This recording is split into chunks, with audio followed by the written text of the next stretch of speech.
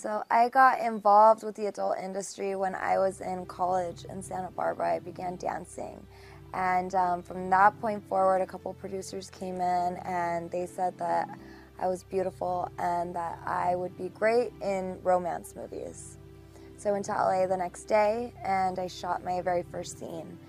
And I felt so loved that day because I was put in hair and makeup, I was told I was beautiful, I was going to be a star. And they sent my pictures over to an adult agency who I was with for about 2 years. And the rest is pretty much history, I guess you could say. How quickly did you go from that first time, kind of not knowing anything, into, I mean, you said how many years in the industry? 7 years. 7 years. And in that time, how many movies did you make? Hundreds. I did take a year break, but hundreds. I mean, when I was 18, I mean, they would dress me up like a teenager, like a little girl, and they made sometimes 2-3 scenes a day. You know, I was working, I remember working like 60-some days in a row one time. And you talked a little bit before about what kind of toll that took on you, like, you know, what it took to actually get through doing scenes, or where that left you, maybe? Yeah, Sure. I mean, not only does it leave you feeling drained, but I had to start finding ways to be able to do the scenes because I was so robotic. I was like a rubber Barbie doll. Like, I had no emotions. I was plastic. Like, you know, I would get undressed from the outfit I would wear to put on this cute lingerie just to get undressed to do a scene, and it led to, I felt so hopeless and so empty inside that I turned to drugs to numb my pain, to get me through. I was no longer Brittany. I became Jenna Presley. I became like this, I had an alter ego. I became my alter ego.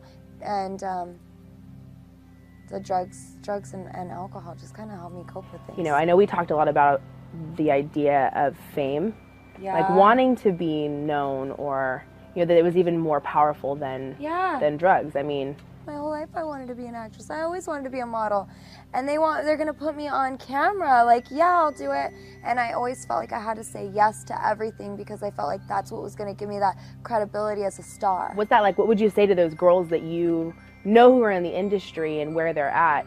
You know, what do you say to that girl that wants to be famous and thinks that porn is the way to do it? Wanting to be famous my whole life, I guess, just was resorted into wanting to be loved. And I guess I would just tell them that sharing that side of yourself and becoming so empty and feeling so helpless, like nobody, like there's just no hope. You dig such a hole where you're just in this pit of self-pity. It's not worth it. The feeling of not caring if you live or die, the feeling of, you know what, nobody loves me except for these fans who I'm actually really kind of like disgusted by because they see me in my most personal moments. It's not worth it. It's not worth it. I would give it all back. I mean, I'm glad that I am where I am today, but it wasn't worth it. All those like lonely nights by myself, like cutting on my wrist and just feeling like, what's gonna happen tomorrow? And I don't really care if tomorrow comes anyways. Wanting to die, trying to kill myself, spending all my paycheck on drugs, feeling like, oh, well, I made so much money. I just made $1,500. It's all going to drugs. Woo! Like, where's the accomplishment? Yeah. It's not worth it. And I believe that as women, we are worth it. And we are worth love. And we are worth real love. And you're not going to get that love in the industry. I just want every woman, everybody in the world, but every woman in this industry to feel what real love feels like.